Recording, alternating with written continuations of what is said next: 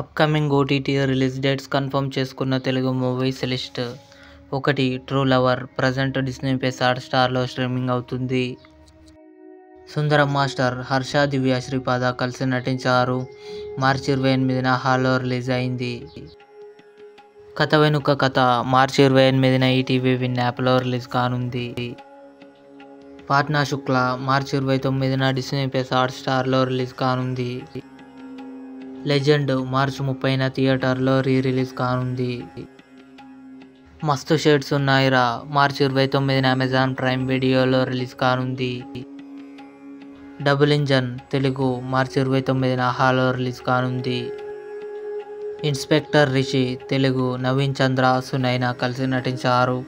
మార్చి 29న Amazon prime వీడియోలో release కానుంది.